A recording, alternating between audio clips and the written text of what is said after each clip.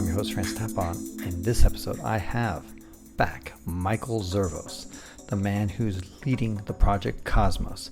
Guess what? He accomplished his mission. I kind of took a risk, if you want to call it that, by interviewing him when we were meeting in Côte d'Ivoire in February of 2024. Thinking, so many people set off on this quest of being the fastest person to travel all the countries in the world. What's the likelihood that this guy actually pulls it off? Pretty low. But I was like, you know what? There's something about him. He sounds kind of legit. And guess what? My instincts were right. He did pull it off. And I interview him today. We just finished the interview on June 19th, 2025. And you'll hear all about his journey, what he regrets, what were countries that he would love to go back to, any country he wouldn't like to go back to, and other aspects about the journey that are fun. What were 3 things that surprised him, and several other topics. Welcome to the WanderLearn show. I'm your host, Tapon. I'm here with Michael Zervos. This is my 8th interview with him, my 8th podcast, where we talk about him going to every single country on the planet faster than anybody else. And guess what? He has pulled it off. Congratulations, Michael. Thanks, Francis. Yeah, coming to you from Detroit, Michigan, where I grew up. Glad to be back. I've been here almost 3 weeks now. Amazing. So 3 weeks ago you ended. Tell us just the overview of the journey. How long did it take? How many days? And how many countries? Right. So I started January 17th of 2024, and it took me 499 days. I got back May 30th.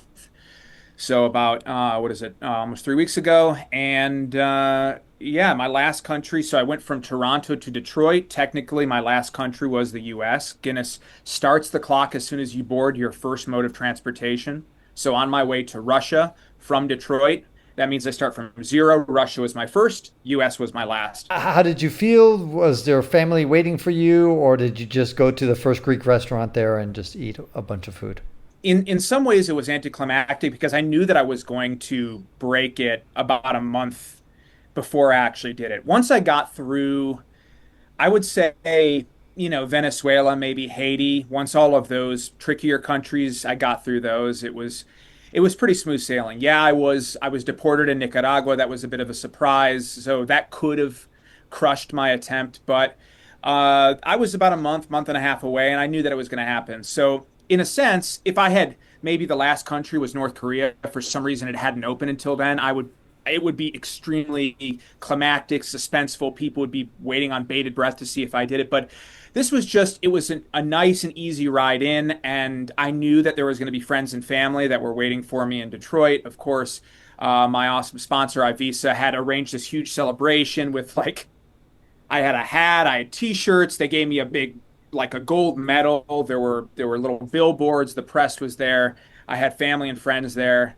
And then the day after that, I was totally surprised with my larger Greek family as well as friends at a restaurant. They told me I was going to go out to dinner, and it's funny. My grandmother, I was with her. She's like, "I don't want you to wear what you're wearing." I was wearing some just bullshit. I was wearing stupid stuff. I'm like, why not? I was wearing a bucket hat with the world on it and an open collared shirt, floral pattern, like I was going to some Hawaiian restaurant. And she's like, no, I don't want you to do that. It may be my last time ever having dinner with you. So that's like the Greek guilt that you get. And she used it to her advantage because it was a surprise party. And that was a beautiful thing too. Well, that's amazing. Tell us about your details about your Nicaragua deportation.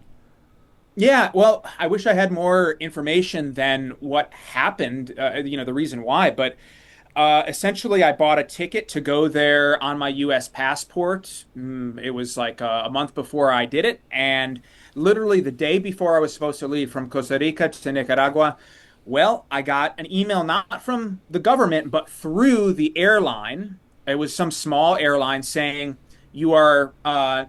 you cannot be boarded. You're not onboardable, and you'll have to take it up with the Nicaraguan immigrations.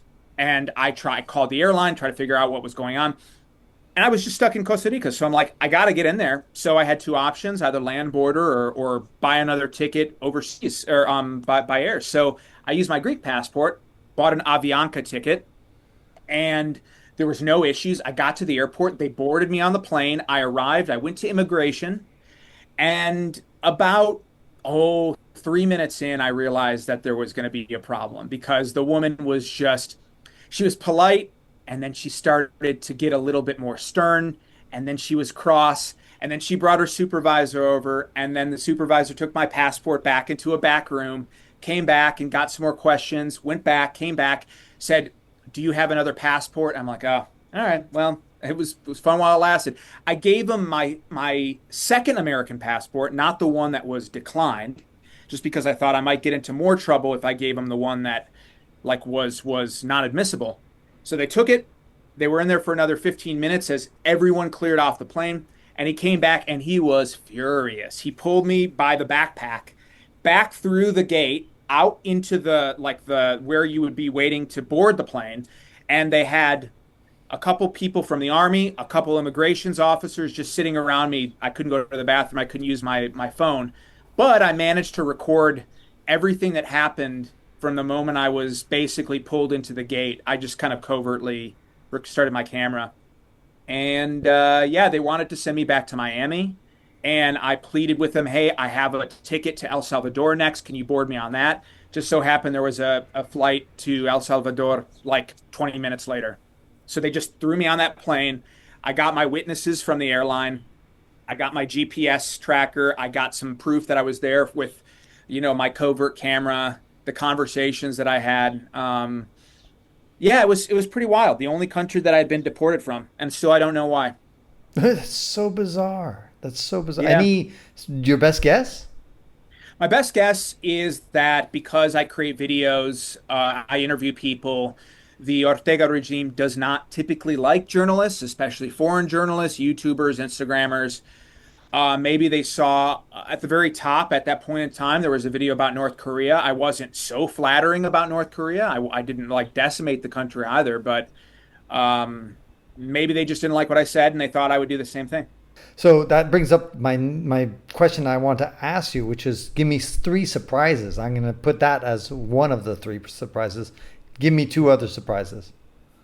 Yeah, that was definitely a surprise. I don't think anybody knew that that was coming. I think one of the other big surprises was the amount of people who were willing, just generally across the world, who were willing to sit down and talk to me about happiness.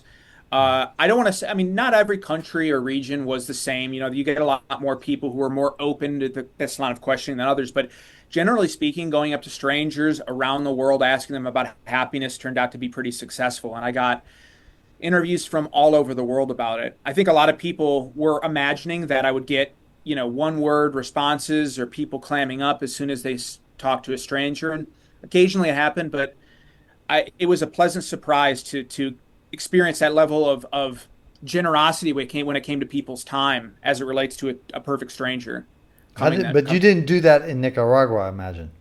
No, unfortunately not. So I do have people lined up. I had like 5 interviews lined up, and not a single one of them wanted to interview with me afterwards because they were worried I was like persona non grata there and they would Right. get into trouble. So I need to find new Nicaraguans, probably ones that have left the country. So it still counts in my project, but it isn't the way that I typically do it. I don't have any other choice though. Give me a third one. So the first one is Nicaragua deportation. Second one is how easy it was, relatively speaking, to get people to talk about happiness. Third, surprise. Yeah. Let's see. You're going to every country in the world faster than anybody else. You probably Well, expected it to be a pain in the ass and well, difficult.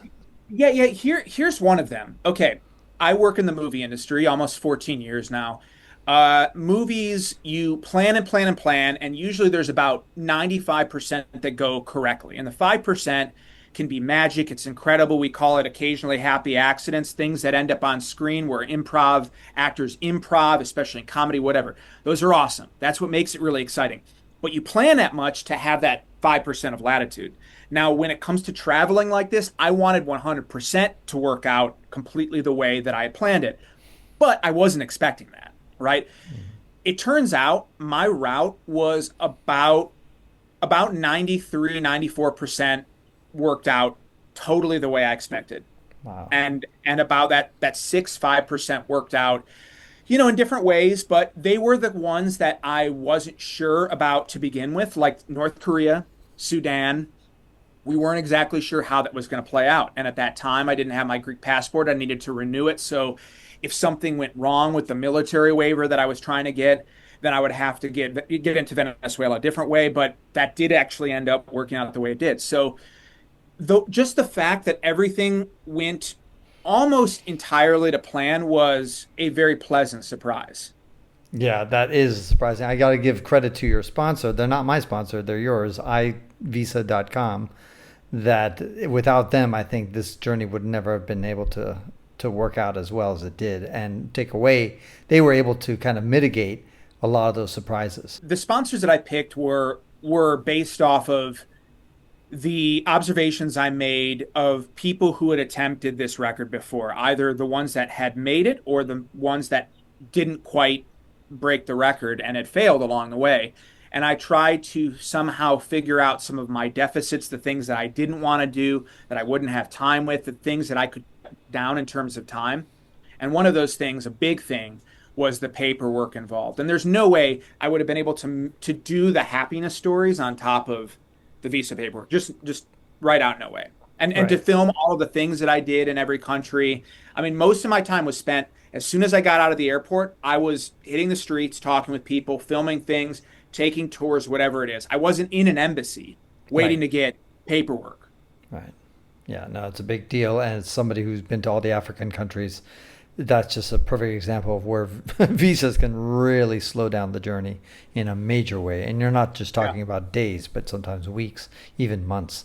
So that journey was that their help, iVisa, was really helpful for you, and that's a great tip for anybody who wants to check it out.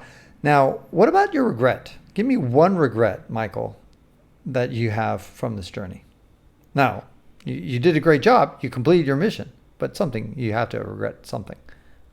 Yeah, one thing that I don't know, maybe I would have done in hindsight, it would have costed me more money, is to maybe split the journey, the way that I was telling the story of the journey into two different social media accounts. Maybe one would have been about the stories of happiness, and the other one would have been about the actual record breaking experience, because I noticed a lot of people had so many questions about my personal experiences, the day to day, what I was doing versus the interview. And the interviews were the things that motivated me on a thematic, maybe a spiritual and emotional level, these sorts of things. And then the physical and mental, I was getting stimulation from trying to break the record. So I tried putting those in both one social media account, and I found it difficult to balance the storytelling of both of those. And in many ways, social media tries to pigeonhole you and put you in a particular niche. And I'm not a travel logger. And I talk about happiness, which is something like more like self-help and all that sort of thing, rather than travel logging. And if you're kind of combating yourself on a single account.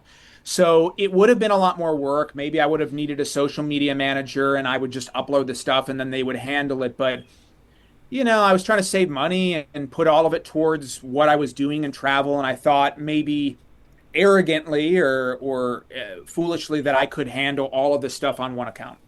Right. Yeah. Well, that makes sense. I mean, if that's your one regret, well, it's probably not your only regret, but it's pretty. You did pretty well, I think, Thanks. overall. What about three countries that you would want to revisit, like high on the list, and then one country you're like, you know what, I don't need to go back. Um, well, there's plenty of I mean, to be fair, I would go to every country in the world again. I wouldn't do the whole record thing again because I'd rather go to them again in a more slow way and to go deeper rather than go quickly. But that can happen over the course of my life, and I would certainly deprioritize some over the others.